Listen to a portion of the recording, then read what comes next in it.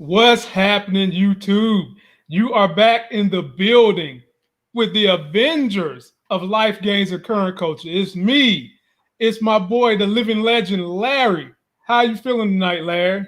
Man, I'm feeling good. I am up here doing my damn thing, thinking that people need to, especially the one over there, the orange man, needs to tweet less and listen more, and the world would be a better place for it. So, Well, if that ain't happened in 3 years, it ain't about to happen now. We might as well just toss that idea right on out the window, my brother. So, ladies and gentlemen, I've got a couple of program notes just in case you happen to care. I want you guys to know that I am still putting up stock videos. I'm just a little slow because the newborn baby is here. So stick with me if you found me because of stocks. I will be ramping it up a little more at the end of this week.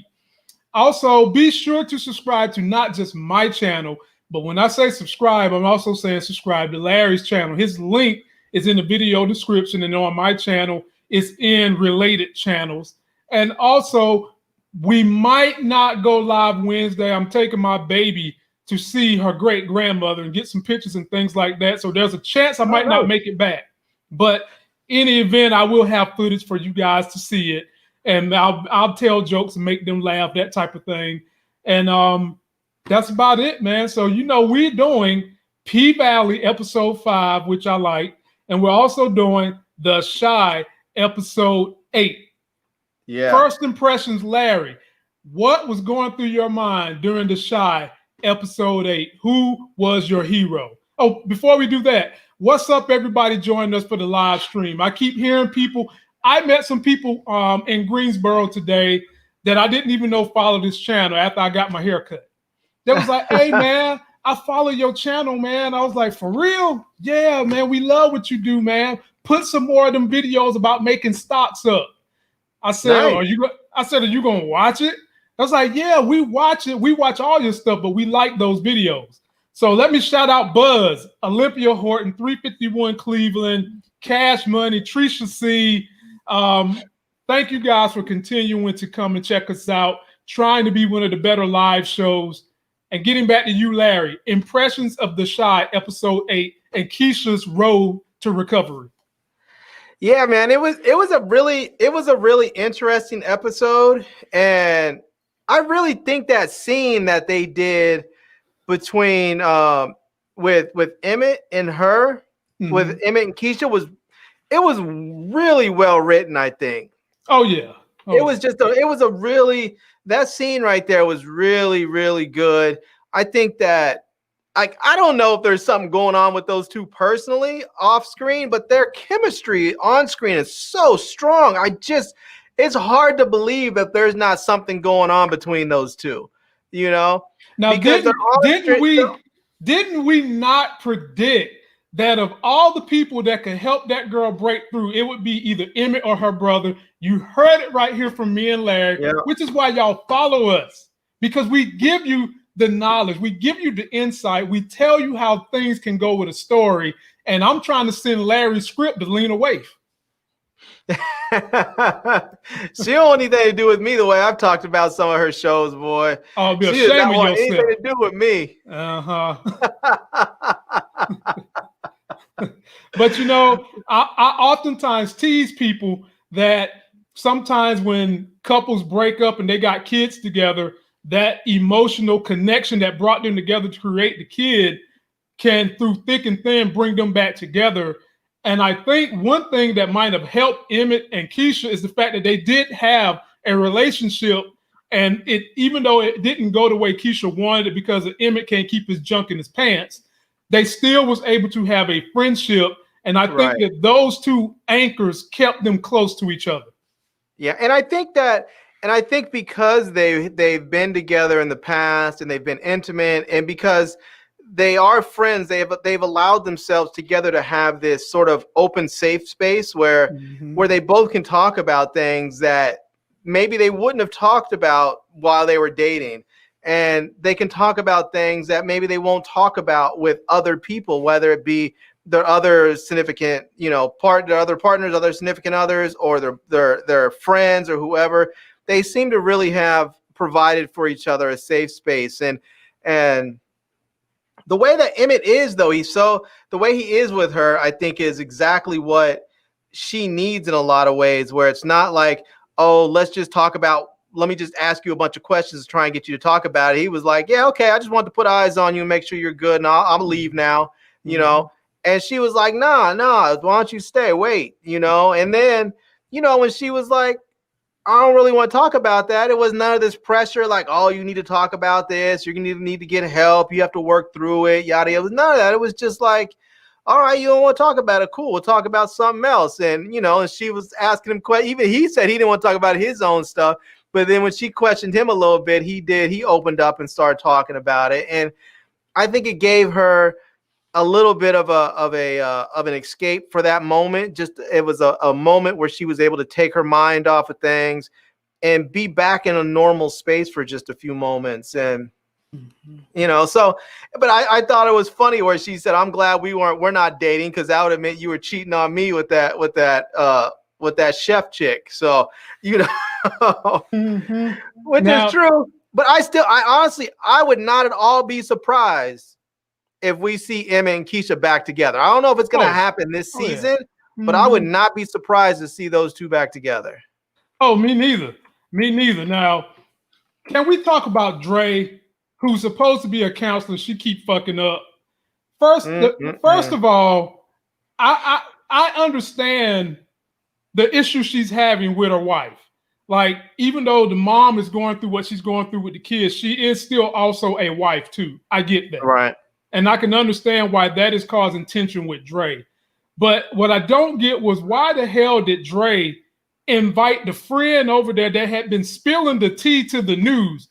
You mean to tell me Dre didn't see that the friend was releasing stuff to the press and thought that same friend was going to come in and be a help to Keisha? Come on, man.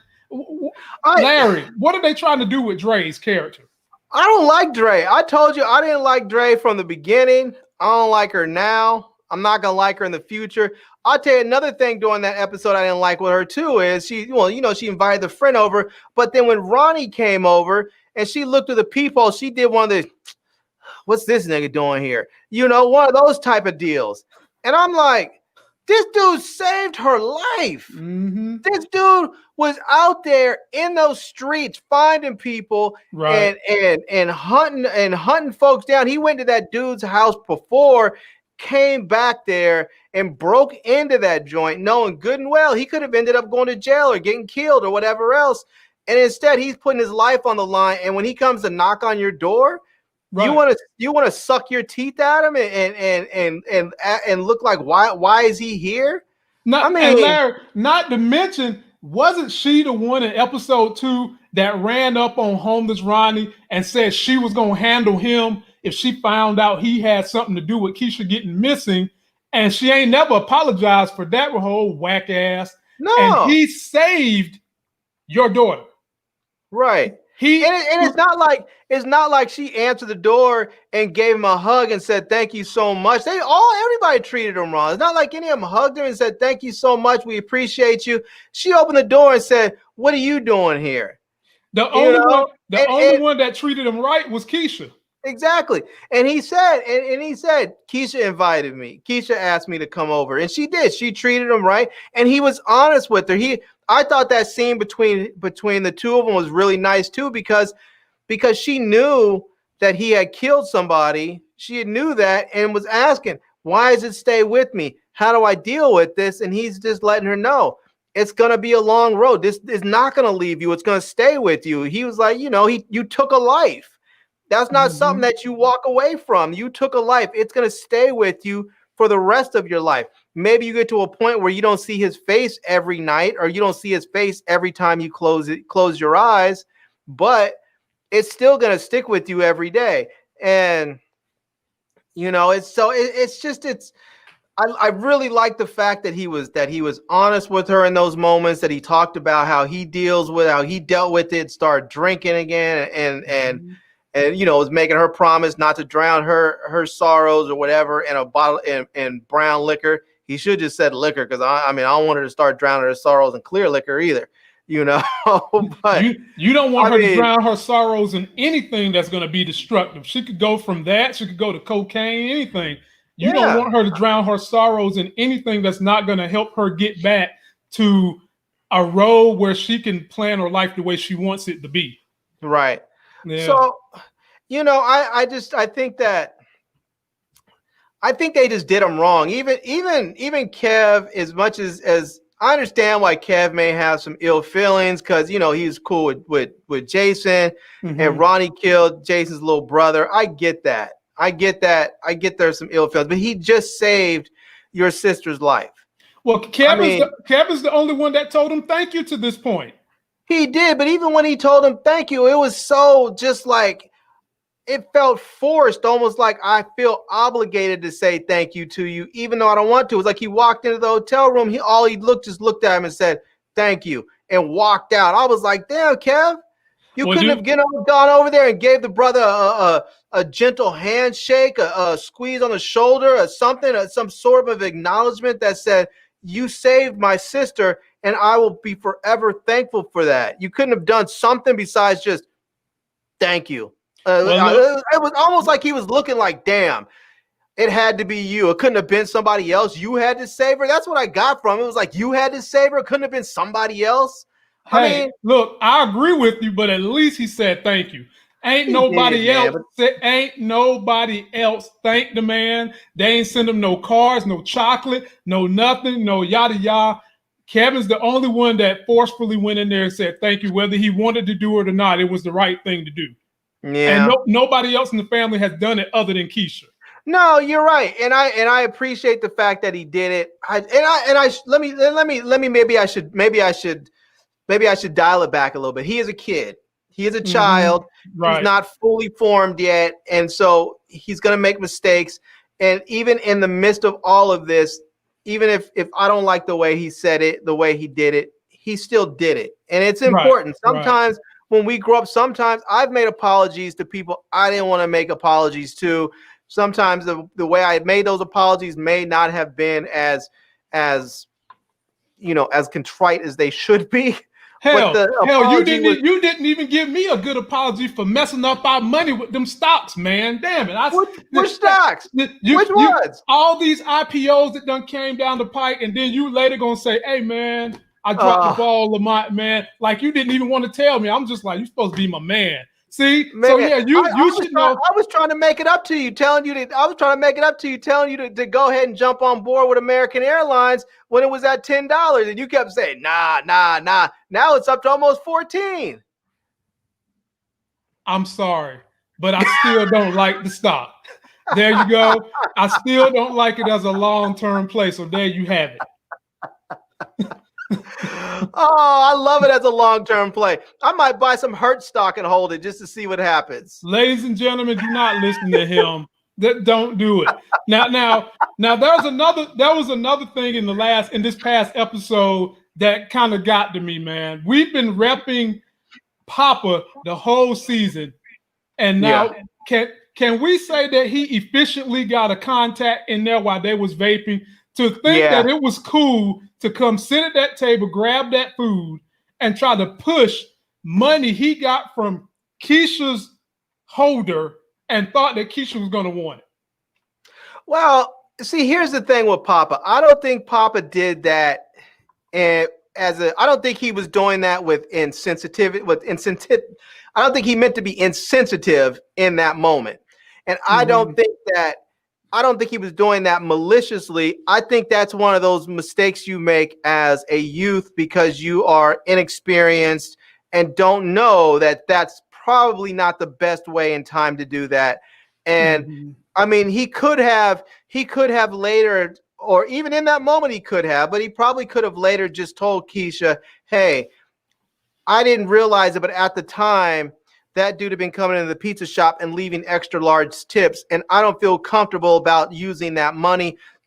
Is there something that you would like me to use that money on? Was there some charitable donation that you would like me to make, on your behalf to something? Or he could have just done it. Now, of all three of the kids, the one that you would think would be the most responsible to understand that moment would have been Papa, but I think that moment was just another reminder that those three are still basically kids. I'll tell you the one that I was surprised at, the one that I think happened to probably show the most, you know, the most emotional maturity in that moment was Jake. Yeah. I thought like he seemed to be the one that was the most level-headed and sort of cool thinking and just sort of was like, yeah, but it was, it was sort of like, yeah, this happened, but, and he seemed more calm about it. And he seemed, even in the moment when he was sitting there with Papa and he was saying, Papa, I think we should go. I think this is the time for us to leave. Yep. And Papa was like, should I get a to-go plate? And he was like, yeah, get one if you need to get a plate, but I think we should go. He seemed to have more awareness than the other two boys in that moment. And maybe some of that is because he might be as angry as he is sometimes and as rough around the edges as he is. I think he probably does have a greater level of awareness and emotional maturity because of the stuff that he's gone through and the stuff that he's still going through. Mm-hmm. Oh, yeah. Now let's move on along to Emmett's mother.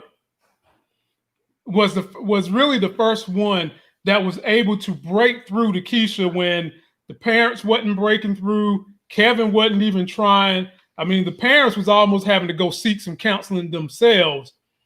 And then Jada comes in there and tells a story about how a family member molested her and how that made her want to, go on to be the person that women can come talk to in that situation. Now, keep in mind, her and Dre are supposedly best friends. Right. How did you feel about Jada revealing such a intimate situation to try to break through to Keisha? Well, I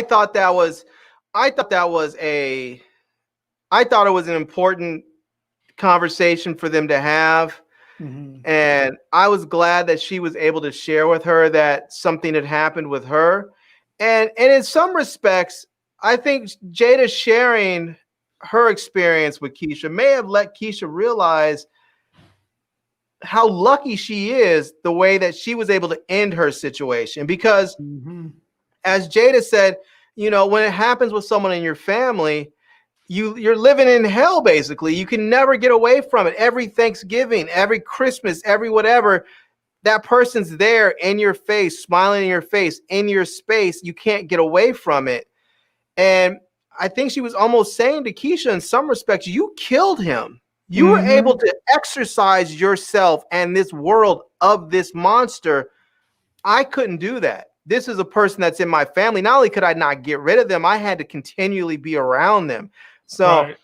I think she was able to tell her and express to her that, yeah, this stuff happens to a number of us and it's a terrible thing. Hopefully you'll get past it. But also, I think she was letting her know in that moment, you're lucky. As terrible as that sounds, you're lucky because you were able to kill your dude. You may be having some dreams and seeing him in your head. Eventually you will come to terms with the fact that he's dead. And that's going to be a good thing for you. Exactly. You don't have to worry about, is this dude going to come around and pop up from around the corner, because he's gone. Like, it may take a while to get there, but Jada, I mean, if she goes to a family reunion, she has to endure all of that. That dude's going to be right there. She has to endure that pain. So exactly. And I did want to mention, somebody in the comment section said that Jake is nonchalant about everything. And I have to take issue with that, because I don't think Jake is nonchalant. I think Jake, because of his situation, is very reserved in a lot of ways. Jake watches people and sees how and watches to see how people move around him, because he's around people who practice extreme violence. I mean, he knows his brother is, he knew Reggie was a killer. He knows that Trig has killed people. He watched Duda just stomp a dude damn near to death. He knows he kills people. Jake knows that he's surrounded by predators. And so he's not nonchalant. he's observant. And I think part of that is that if you're around predators, you can't allow yourself to be seen as afraid. And part of that not being afraid because you don't want to become a victim of that predator if you're looked at as being afraid all the time. I think part of that act of nonchalance is, it's just a defense mechanism. He's not really nonchalant at all. He's reserved. He's not letting them know. Yeah, he's not letting them know that he's afraid. Right. I look at Jake as just reserved and observant. He reserves his emotions and feelings to himself till he understands where you coming from. No, right. Because he came out and told Duda how he was feeling, but he ain't do it in the beginning. In the beginning, right. He didn't tell his brother how he was feeling. He just kind of was laid back about it. But that's what I think the poster was saying. Jake is smart too. When he said nonchalant. Yeah, okay. I can get out with that. But Jake is smart too, because if you remember that scene when he was eating breakfast with Duda and his wife, mm-hmm. and he said he wasn't hungry or he didn't want to eat or something, and he said something to Jake, and Jake snapped back at him, and Duda looked at him and he said, "What are you gonna do?" He said, "Or what? What are you gonna do? You gonna hit me?" He was like, "You're not gonna do that." Well, how's that gonna look if I show up at school with a black eye? How's that gonna look? Mm-hmm. You know? And he was very aware of what Duda is trying to do and what what the overall picture needs to be.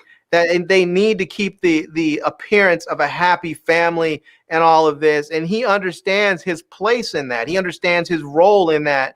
And so Jake is smart. He's smart. He's smarter than I think than we give him credit for. Watching it sometimes, I think he's smarter than the writers actually write his character. I think even though they have maybe written his character to be smart at times, I don't think they've written his character to fully show the extent of who Jake is and what he is. Oh, I definitely agree with that. He's very smart. And I think the writers have done enough for us to take notice that he's smart. There's a saying that when you go into a room, you never want to be the smartest guy in the room. You never want to be the one everyone is running to get information from. And Jake would be the guy who's just sitting in the corner. You would never know what's in his mind and how much information he has in his brain unless you go pry him for it. And that's what I see with Jake. Now, Larry, I'm going to take this discussion to next week on The Shy. I'm going to take it to next week. Before we do, you asked me before about Jada and Dre, right? Mm-hmm. Yeah. I'm glad they're friends. I'm glad that there's that connection there for somewhat that they can. But the thing that bothers me is still about Dre. She seems to be either she's just so clueless or she's so caught up in herself thinking I'm a counselor, I know how to do this, I know how to do that, and realize she doesn't realize she's making all these mistakes because she's so caught up in herself. But the things that she says are so cruel and insensitive at times. It's like, why would you want to deal with her? Like when she was talking to what's her name? Nina? Is that her name? Keisha's mom? Yeah, Nina. So when she was talking to Nina and she was up there and Dre said to her, she said, and she asked her, Nina had asked Dre, have you ever been violated? And she said no. And Nina said, well, then you have no idea what it feels like and what you're talking about. And some of them, her response back to her was, just because you're broken doesn't mean Keisha has to stay that way. And I was thinking, God, what a effed up, cruel thing to say to your spouse. I mean, to anybody who's been through that, but that is just terrible. In that moment, here you have a woman who's been violated, and now she's having to endure, the aftermath of her own daughter being violated. She couldn't protect her own daughter from the violations that she had to endure. So now, not only does she still have to endure all of the emotional turmoil of dealing with her own, sexual assault. Now she has to deal with the fact that her daughter's gone through this, and the person who should be there to have your back and support you the most and be your consoler and your shoulder to cry on calls you broken. I mean, damn. It's as if the writers have turned Dre into the new Ronnie or something like that. The one that everybody hates the most on the show is almost as if the writers have turned that into Dre. And I don't know if that's what the writers intended for it to happen. What you think? Maybe, but man, I didn't like Dre to begin with. She just seemed a little swarmy. I just didn't like her. And I like her far less now. Nina could do better. She could do way better, man. She'd probably do better dating Jada. Man, Jada don't like, Jada don't Jada like. just wants love. I think Jada would get down with Nina. She just wants love. I don't think she cares where she gets it from, as long as it is genuine and it's gentle and it's kind. I don't think she cares. I think she just needs and wants some love. Nah, she's with Rico Suave, and I'm telling you, that is not going to end very well. Having said that, ladies and gentlemen, we are going to move on, and we're going to discuss episode 9 of The Chi. They released the trailer. We're going to talk about it right now. You finding me and Larry for the first time, please subscribe to both of our channels. Check us out on Instagram. And for those of you that keep saying y'all want to see me, Larry, Jay Moore, Mark Dart, holla at them. I've reached out to a few of these cats. They never hit me back. We will collab with anyone. Y'all know how we get down on this channel. Let's take a look at this trailer, because we about to pick apart y'all's favorite broke dick Emmett for all his deeds. This is going to be funny. Take a look.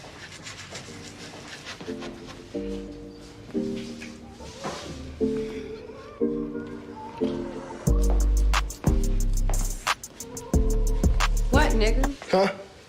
What you thinking about? Nothing. I'm just tired.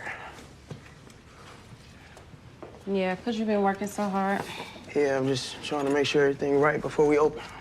It looks great in here. I ain't never seen Sonny this clean.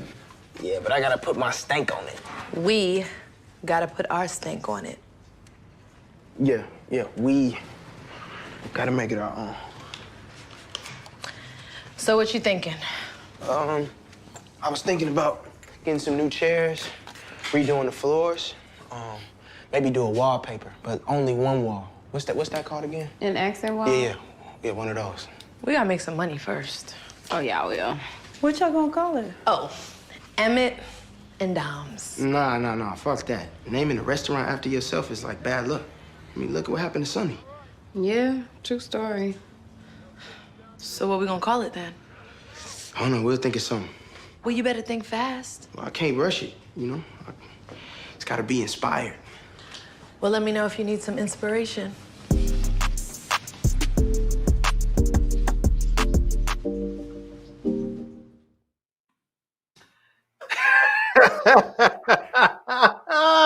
Boy, let me tell you something, Larry. Let me tell you.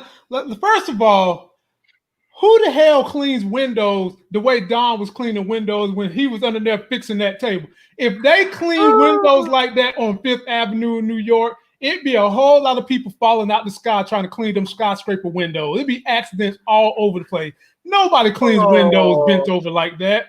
Secondly, Dom know that he's with Tiff. She know that. And you cannot make such comments when you're in the presence of the girlfriend, the spouse, the baby mama, whoever.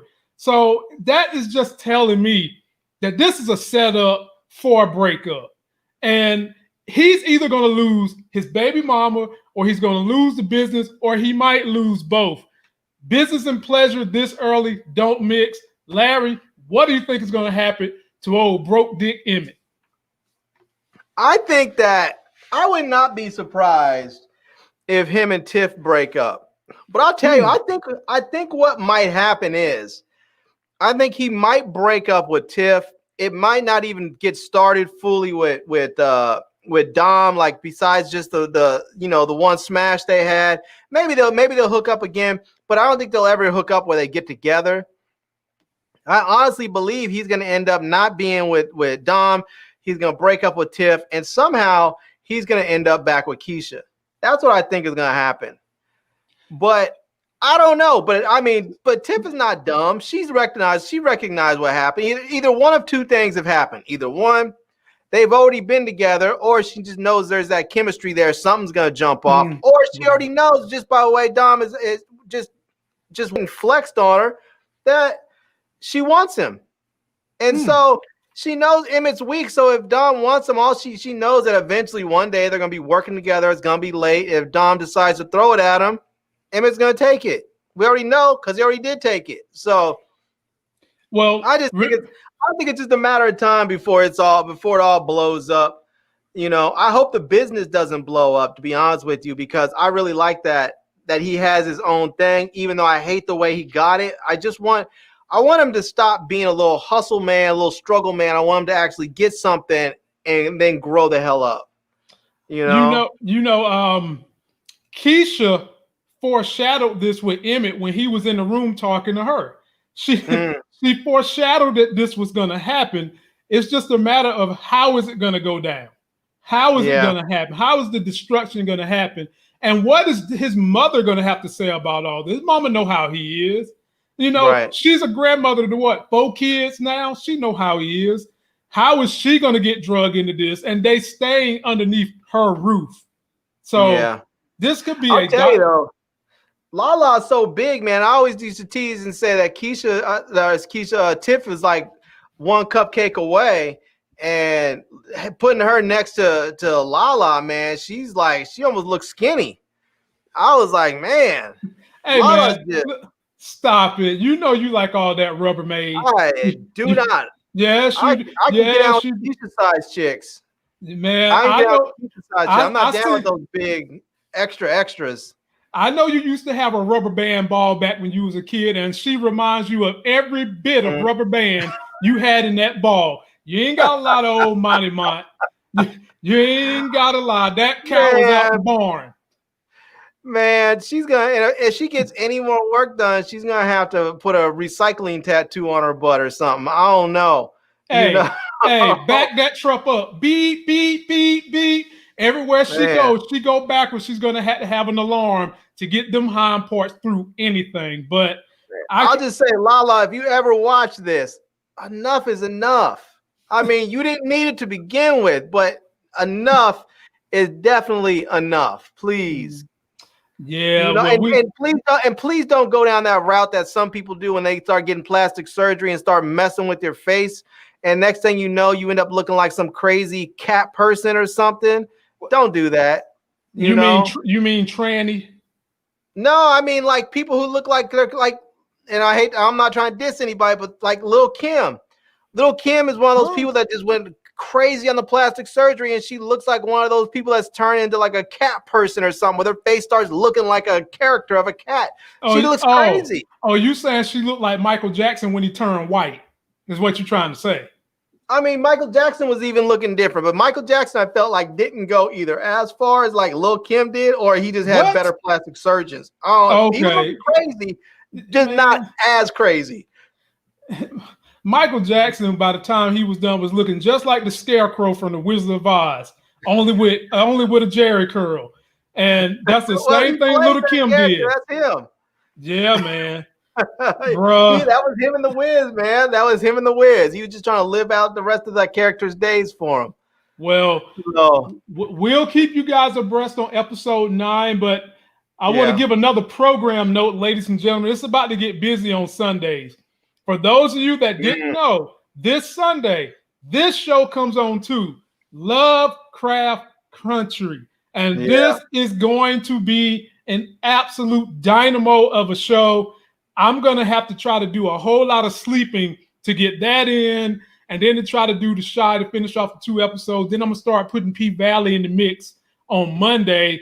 Larry, are you going to catch Lovecraft Country so we can talk about it on Mondays too? I am, man. That looks like it's going to be good. Yeah. I like me some, what's her name? Journey Smollett. I like her. I've liked her since I first saw her on Eve's Bayou. So I'm looking forward to it, man. I've been riding with her for a long time. So not only that, but you got Angela Bassett's husband in there, and I'm a big fan of those two. And you got some other young, great talent in there. That's starring with her. I like him too. Yeah, he's good. He's real good. He was in The Last Black Man in San Francisco. Mm-hmm. I like that dude. So yeah, I mean there are some I don't know all these people's names, but there are some new black actors that have been out there making movies of late that are coming up. They're sort of like the next generation that's coming out, and I'm happy to see them doing it because they're putting in work. They're fantastic artists. They're getting good roles. I think they're probably getting better roles now Absolutely. than Black actors have ever gotten before, and so I'm really excited for them. I'm excited for them. I'm excited for us as as consumers that we get to actually view all this stuff. We get to watch all this great content and see our faces in there. So poetry in motion. Poetry in motion. And having said that, ladies and gentlemen, be on the lookout. I might throw a trailer here and there for that this week because I've got a lot of insight about the show. We know it's going to be a dynamo, so you guys check that out. But now it's Pvalley time. And before we break down Pvalley, let's take a look at the trailer to kind of jog your memory of the things that happened. Here we go. They say Jesus come like a thief in the night. I ain't met them no Patrice Woodbine. I could cut you out. Just gonna act like nothing happened last night. Me and you ain't meant for the outside. Pays the bills, Derek. That's it. Sure, that's it. What would you do if somebody took all your money? Kill him. Boy, well, last night that water got thick, ladies and gentlemen. It got thick. It got thick. So we learned a little bit more about Uncle Clifford, and man, damn, he got deals with everybody. Uncle Clifford even got the sheriff in his back pocket a little bit. And he went down little bit. Everybody now knows that he's in deep water. And I was going to say deep doo-doo, but I don't want to do that. I don't want y'all to be thinking I'm trying to run little underlying jokes here.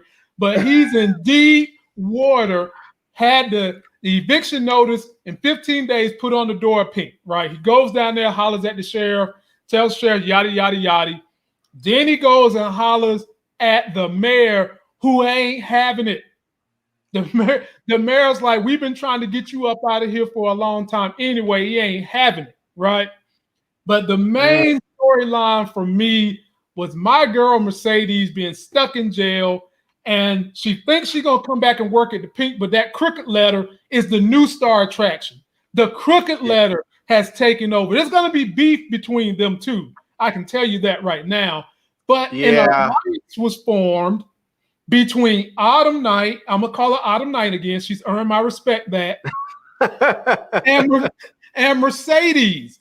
But the other storyline was we finally got a chance to see what we think is either her ex-husband or boyfriend who's looking for her in the city. Larry, impressions of last night's episode. Good episode last night. It was a good episode, and it was interesting to see. I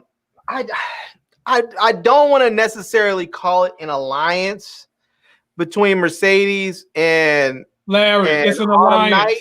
It's an alliance. It's a business alliance.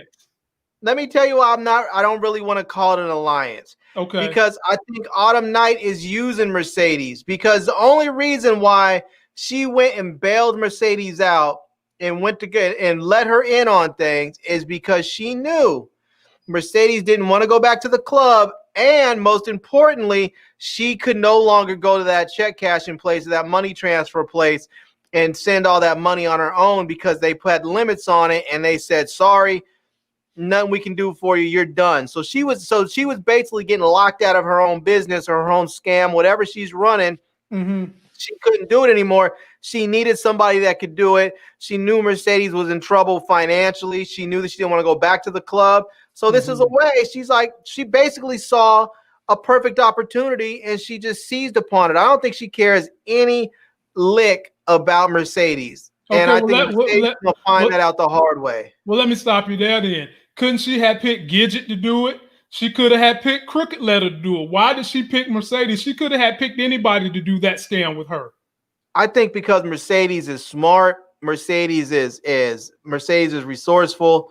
Mercedes is loyal from what she saw to us, So I think that she feels like if I get Mercedes in here, Mercedes will be a good worker. She'll be a good earner. But I just don't think. I think Mercedes is going to realize later that she's getting played, I don't know how that's going to work out. But Either way, you talked all around your body and your elbow to get to your nose. It still formed an alliance that Autumn Night picked. She picked the alliance to be with her because she could have got Uncle Clifford to do it, for all we know. But you know why she didn't get Uncle Clifford to do it? Because he's dirty as hell already. Yeah, he's dirty. I wouldn't deal with him. No, I would. Hell no. Are you kidding me? Did you see the way they looked at him when he walked in that barbershop? Oh, hell no. Yeah. Ain't nobody fooling around with no Uncle Clifford like that. But no. What I want to know is who is the guy chasing behind the Autumn Night? Well, it looked like it must have been either. Well, I don't know, because either it could be someone that she's dealt with in the past, or it could very well be that the person whom suitcase she picked up and took that ID from, that could have been somebody from her life and not from Autumn Night's life, because he's in there looking for that person, and he may think that she's alive, and really what it may turn out to be is that he's going to run into the wrong person. But I don't know. I'm thinking at this point, I don't know. I don't know how that part's going to turn out. They keep on piecemealing that story out a little by little so we can figure it out. Part of me is like, I'm just going to enjoy it and not try and really figure it out because I don't want to, But it seems like that storyline seems like it might be interesting. I'm curious to see where this relationship's going to go with her and Mercedes. I can tell you right now, Mississippi, Crooked Letter, she is going to be a nightmare to deal with. If you see the way her personality is I don't want to say changing, but it's coming out the way I guess she truly is, where she's thinking that she's the hot shit. And she got her confidence, man. She got her wings. But it's more than just confidence right now. It's like with the girls, it's moved from confidence to arrogance, and we saw that rolled back a little bit when her boyfriend came up there, and she looked real scared, like he was gonna put hands on her, and she looked real timid and real scared. And what's his name? They didn't really focus on it, but when you saw what's his name in the background, Diamond was just hovering back there.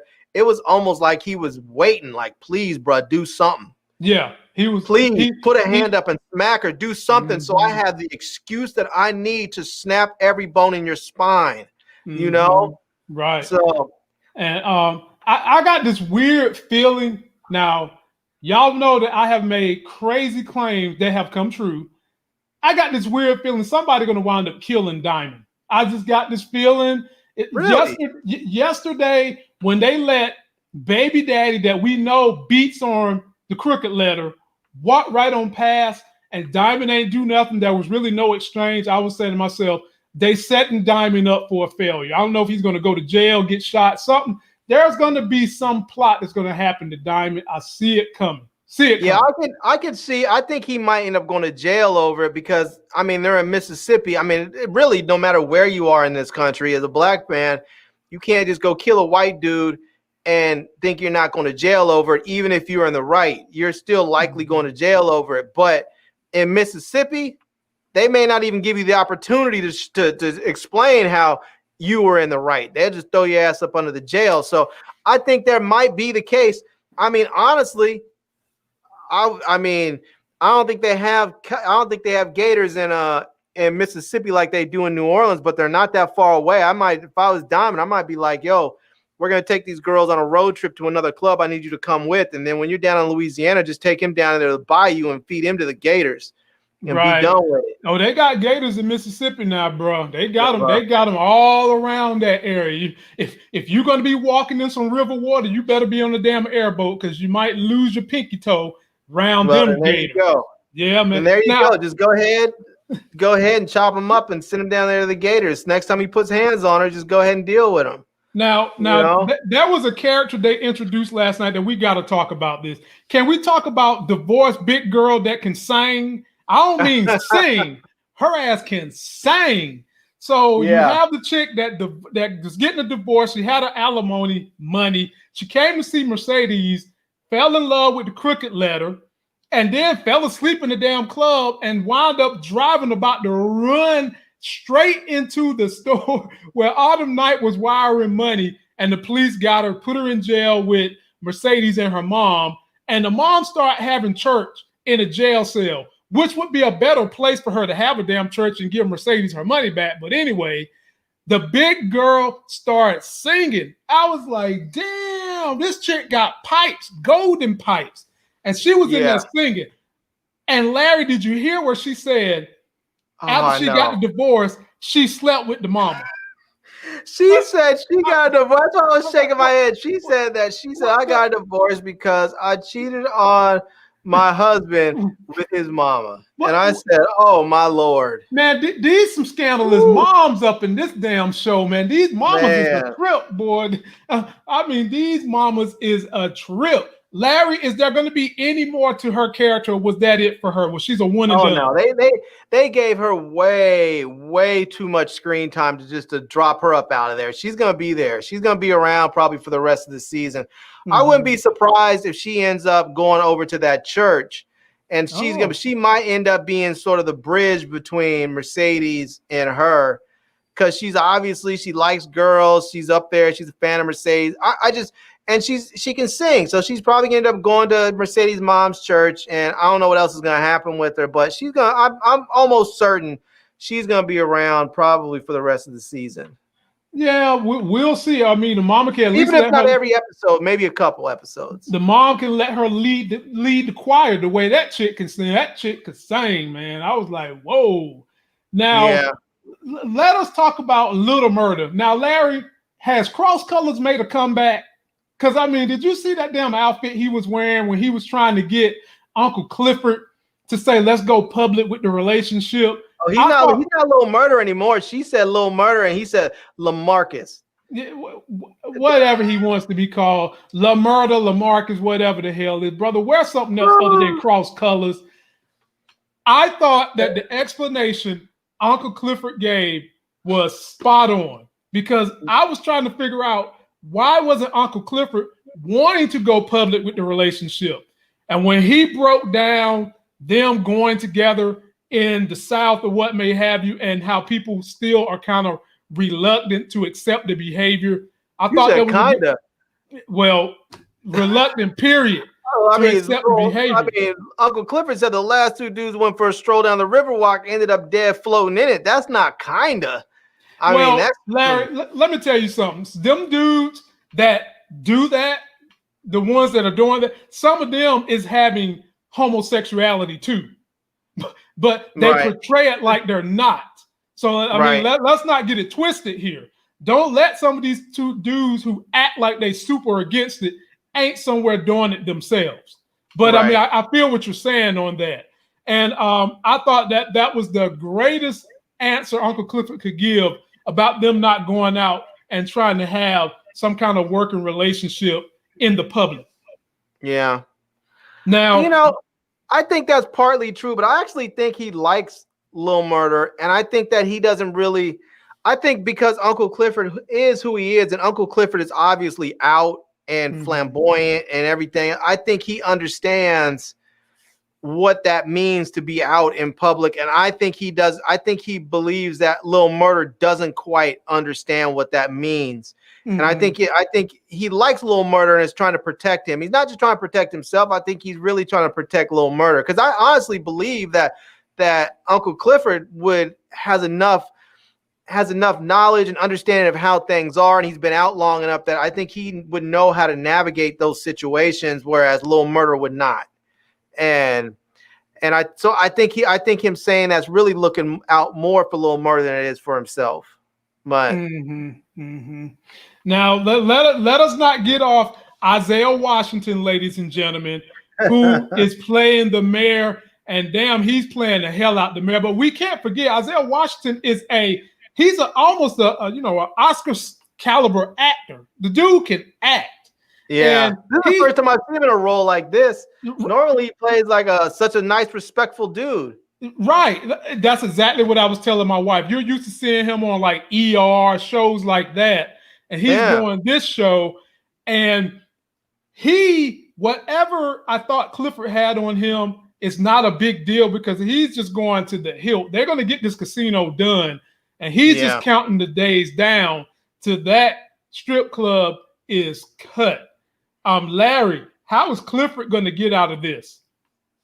Yeah, he's gonna get out of it. I don't know how he's gonna get out of it. I'm assuming that it's probably gonna have something to do with Mercedes bringing in Uncle Clifford into this scam, and he's gonna end up getting the money. If not from Mercedes, he's gonna get it from Autumn Night or Corbin. Don't forget about Corbin. I'm not sure he's going to get it from Corbin because I don't think Corbin has the cash to put up like that. Corbin's rich on it. He's land rich, but I don't think Corbin has the cash like that to put up. You know, because he didn't get that big inheritance like his brothers did, and his brothers don't have it because his brothers blew through their money, which is the reason why they want to sell the property. So Corbin got the land. No, you know, and Corbin got money. Do you remember he was trying to pay off Andre? He had stacks in the club. Corbin got money. Okay, maybe he does. He's got money. It could be Corbin, but it could be. I don't know. I mean, I think whoever decides to help them, it's gonna be a relationship that's gonna go into the next season, because I think they'll end the season with however that plays out, going into business with Uncle Clifford. It's no longer going to be Uncle Clifford's joint alone. It's going to be like now Autumn Night or Mercedes or both of them are now part owners of the Pink. And their work, because like Mercedes said, I'm never going back there to dance again. Her thing could be maybe she goes back, but now she's not dancing. Now she's one of the owners. Maybe she's managing. Maybe she's a house mom or whatever they call those women that help manage the girls, So maybe she goes back there in a different role, a different capacity than she's been there in the past. But I think she's going to end up being part owner. Her, Autumn Night, maybe Corbin too. I don't know. I wouldn't be surprised if it turned out that all four of them bought in with Uncle Clifford. I can see that. Now we must end this review on Mercedes' damn mama. Man, that lady, and not only the mama, but the other lady that was in jail that was a mother getting mad, and she don't even know why the hell Mercedes was mad at her mama. Like, ladies and gentlemen, y'all can call me evil, whatever name you want to call me. There are situations that are legitimate when you can have so much disdain for your mama because of what they have done to you that you can't forgive them. I mean, I can name them all. But in this situation, they explained how by the time Mercedes was 5 or 6, the mama had already done put bills in her name. Right. Come on, man. And you took this girl money, which was her great escape. And not only did you take her money, but you took the building she had chosen to be the great escape. And for a minute there, Larry, I was almost under the impression Mercedes was going to fall for the okie-doke, the old banana in the tailpipe that she has always done with her mother, where her mother tries to use God as the excuse, the end-all, be-all for everything, and rope her back in like rope-a-dope. And Mercedes gave her that hug and said, "You dead to me." And that made my Jell-O cookie night. Thoughts on that scene, Larry? The mama and that scene in jail. When I saw that, I was sort of wondering, like, what was the mom thinking? Because when Mercedes said that and she got up and left, the mom, if you notice, had a little bit of a smirk on her face. She had a little bit of a smile, like she was like what she just heard pleased her. And I'm not sure if the reason why she had that smirk on her face was because everybody else saw Mercedes get down on her knees and go and say something to her, or if she felt relieved because now with Mercedes saying "you're dead to me," it feels to her like there's a weight off of her shoulders. She doesn't have to worry about carrying that burden of her daughter anymore. She can just do whatever she wants to do. She doesn't even have to worry about trying to figure out how to deal with this stuff with the church. She just, whatever, I took it. Yeah, I did it. So what? It's mine. You gave me the money. I had the money in an account in my name. What are you going to do about it? You gave it to me. You have no legal recourse whatsoever. The church's building is mine. Done. So she may have been smirking for some relief, but I'm kind of curious to know what was going on in her mind in that moment, because that was definitely a strange reaction for a person whose child just told them that they are dead to them. Yeah. That is not the reaction most people would. And further elaborate on that mama. That mama has never been able to make it without using Mercedes. That mama has been using Mercedes since she stuck her nose through her vagina, using her name on credit, getting money from her the whole time she's been at the strip club, all while rebuking the strip club in the name of Jesus. And to further add insult to injury, now that she's got the church, it's going to take some time for her to build up tithes and offering. How is she going to survive if Mercedes is really and truly done with her? She's going to lose that building probably in the first 6 weeks. I don't think she is, because I think she is going to pull over some of the people from the old church. I think are probably going to leave and go to the new church. And I think those ladies that were locked up in that jail are probably going to go over to the new church. You might end up where you have a church that's primarily a woman's ministry, where you have all these women that are from, wherever, and maybe that's where she starts, is going to the jails, going to these places where people are suffering, and they're having hardship. You go there and you bring them in. And man, Larry, can you imagine the buffoonery that would be going on in that church? They ain't gonna do nothing but bash men and probably play Cardi B and Meg Thee Stallion WAP video every damn Sunday. The kind of shenanigans that's going to be going on in that damn church, they still ain't collecting no tithes and offering. Any church where that woman is going to be the priest or pastor or whatever you want to call her is going to be buffoonery, because she is nothing but a charlatan. That's it. That's it. She's a charlatan. That's it. And she's a thief and a liar, and I mean, so it doesn't really matter who goes to that church. It's not going to be a good place, because you can't have the head of something be rotten. I mean, if she's rotten, if she's at the core of this organization, it's going to be a rotten organization, because the core is rotten.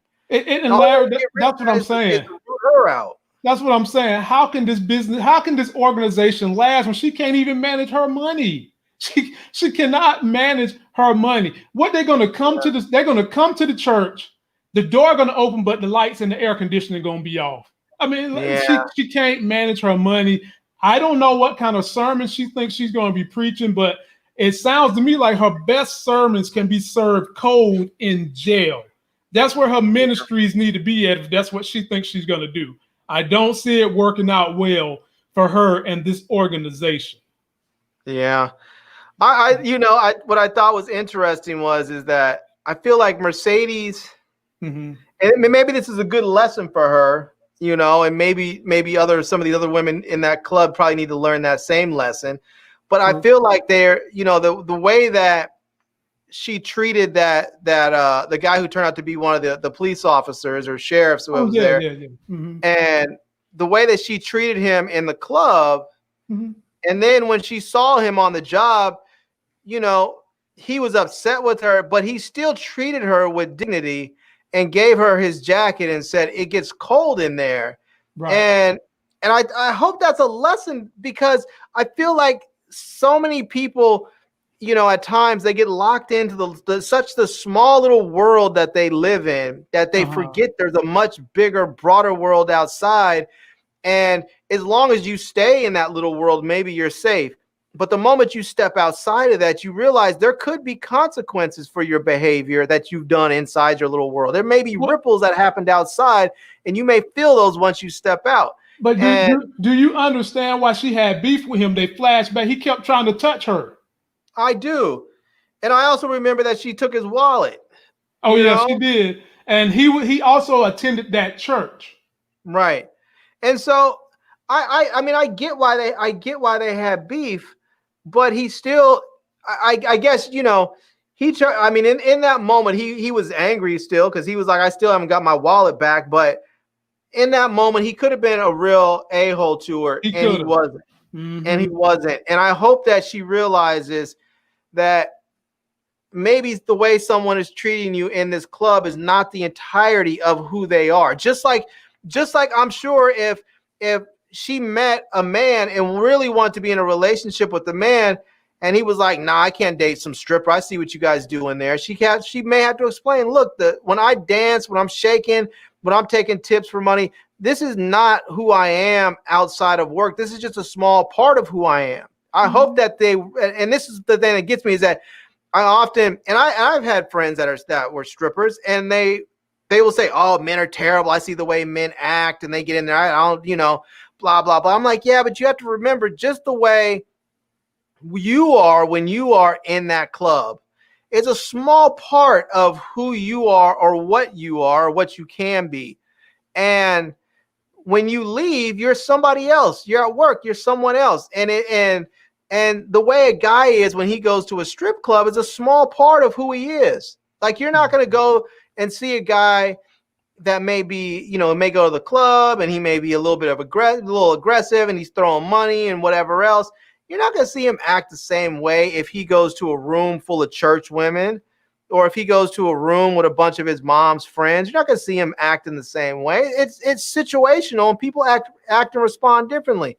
Mm-hmm. And so just the way they're different, I hope they recognize the men are different. I think it was one of those good learning moments for her. I'm not sure if she got that lesson, but I hope she did. Right. And that is a good place to park this review. Ladies and gentlemen, thank you for coming. And as Larry said, you have two sides to a coin. Just like we do TV show reviews here, Larry has a full channel where he does tech reviews. And I also do Robinhood stock investing on this channel. Those are some of the best things we provide on our channels that some of y'all be missing out on. So check them out. And again, program note, ladies and gentlemen, I might not be here Wednesday. I got to take the baby girl to meet her great grandmother, get some pictures, that type thing. But if I can make it, I will. But it might be Friday before y'all see me again. So, Larry, give me your quick moves you made in the stock market today. If you didn't do anything, we'll end it right there. Yeah, I didn't really do anything today. I was looking at it, I was just sort of watching the market a little bit. It was having a up day, and I was, so I didn't really buy anything. But I've been looking at picking up some more Ford stock, some more GE stock, probably some more American Airlines stock if it dips a little bit. I'm not sure when that's going to dip, if it's going to dip, because it looks like there's going to be some more aid coming to the airline industry. So, I mean, even as it's still up a little bit, the prices, I think, are still suppressed, and it's still maybe time to get in a little bit deeper on there, but we'll see. But I'm gonna wait for there to be a little bit of a dip before I buy some more. I'm curious to see what's going to happen with some of these energy stocks. I know that Saudi Arabia is doing some shenanigans where they're starting to reduce production and reduce the workflow. I mean, the outflow of oil from there to the U.S., hoping to drive down some of our strategic reserves, so that we will then have to buy more oil from them at a higher rate. And so I'm thinking that with that happening, there might be, especially if it probably won't happen anytime soon because we still have a vaccine. But I think if they start, if OPEC and some of the Saudi start raising the oil rates again, the oil prices, we might start seeing more oil production and energy production pick up in the U.S. again, which means some of these energy stocks, some of these energy companies here in the U.S. might start to get a little bit of a boost. So we'll see. Yep. Having said that, ladies and gentlemen, I am going to do a brand new, fresh, make money monthly in options, make money weekly rather, in stock options, where I'm going to go from A to B nice and slow, with Larry being kind of a student asking me questions about what am I doing, to actually show you guys how you can make a lot of money the same way the insurance companies do it, the same way the banks do it, just simply by trading options in the stock market. That video will be up sometime next week. I will do a big one with my own example and my own money. We'll put it online for you guys. So stay tuned for that next week. Until I see you guys again, I want you to be safe, wear your mask. Corona is real. Now they're saying it can have long-term heart effects just by having it. So don't believe the hype when they keep trying to tell you it's the damn flu. And Teresa C, I see you. We'll do politics on Friday. Until that next Sexy as Hell video, y'all. We'll see you. Peace.